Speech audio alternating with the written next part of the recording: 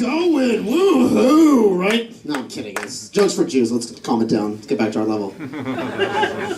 I just got back from Vegas! Yeah! I was there for Passover.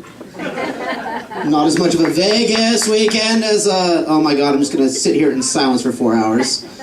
Went to Vegas because my girlfriend's grandparents live there.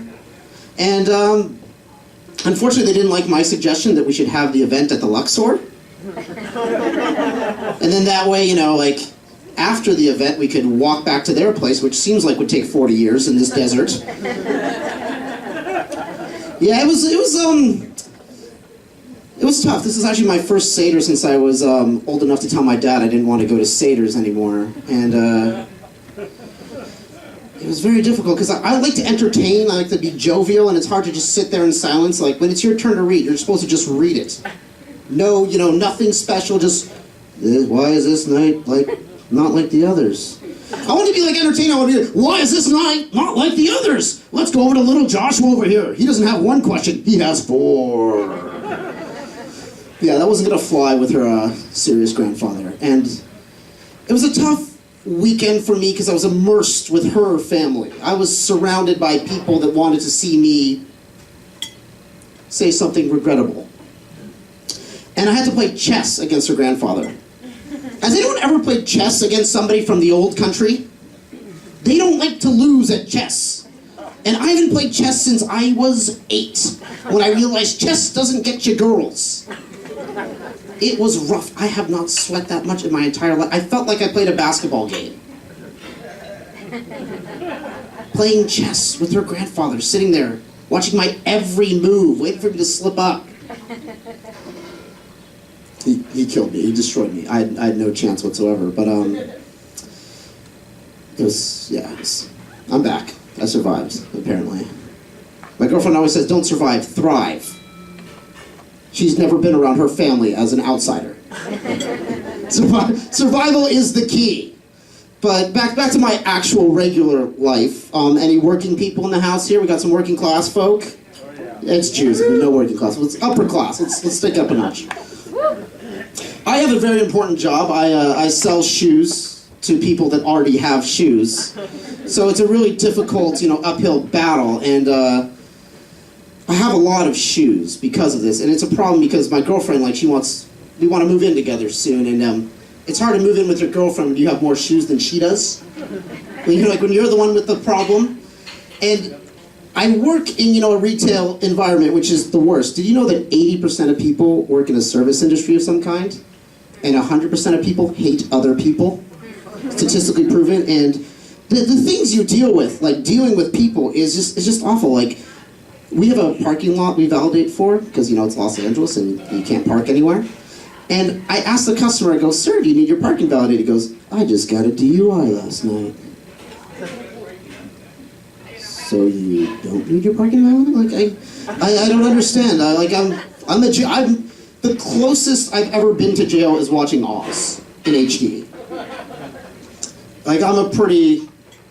And then, people will come to you, looking for, psychological advice. This one lady goes, my daughter is dating this guy that is not good enough for her. What running shoes would you recommend for that? And they want to see you, people want to see you defeated. They want to make this a competition. They come into a retail store to, boost their own self-esteem. This one lady comes up to me and she goes, sir, sir, sir, which is always a great way to get my attention. She goes, has this shoe ever been tried on before? I don't know, lady. Maybe the kid in the factory tried it on. I can't tell you that. She goes, well, I'm not going to buy a shoe that's been tried on before. So, you know what she proceeds to do? She sniffs the shoe. And not in a little, inspectory sniff. She's trying to find one piece of cocaine out of 8 layers of industrial strength carpeting. And she goes, this shoe has been tried on. I think I won this one. And proceeds to walk away. Is that what you had to go to for the win? Can you imagine hanging out with this lady at night? What did you do today, Sheila? Well, I sniffed a shoe. It had been tried on. I won this one. And then they'll say things like, oh, do you need a bag today? It's no, that's okay. We'll save the tree. The tree's already dead.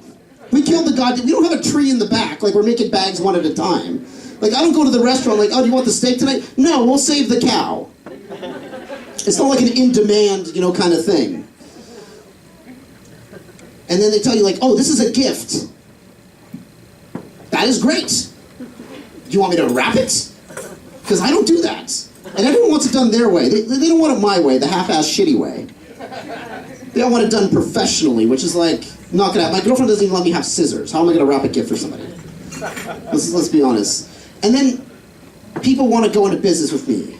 Like my friends, like they always approach me with ideas, maybe because I look super Jewish.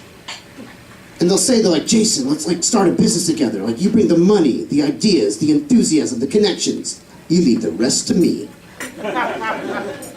There's really nothing else left at that point. And this is what I do. The best idea I've ever had for a business in my life is I want to open this Christian-themed Asian restaurant called Jesus Walks.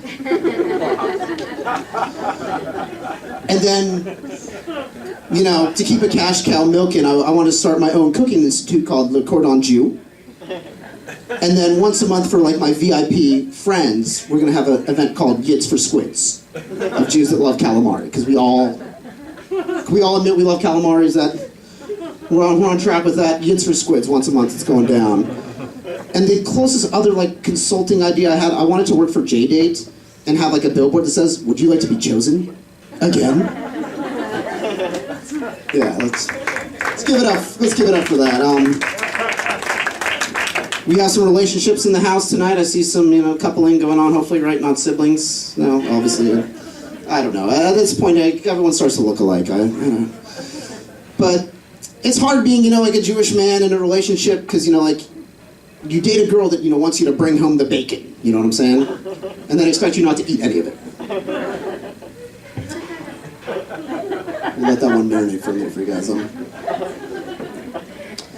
Which is tough, but my girlfriend, she's really important to me, in case you haven't heard me mention her 20 times, but she has a great birthday.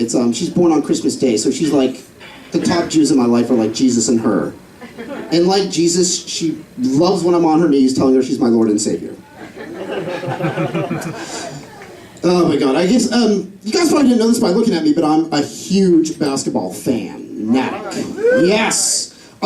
Interesting fact, my favorite player growing up, I don't know if anyone remembers him, he retired a couple years ago, his name's Rasheed Wallace. Oh, yeah. Yeah, the dude had his first kid at the age of 13. I definitely think he was at different bar mitzvah parties than I was, is all I'm trying to say. Thank you guys so much, have a great night. Good luck, show.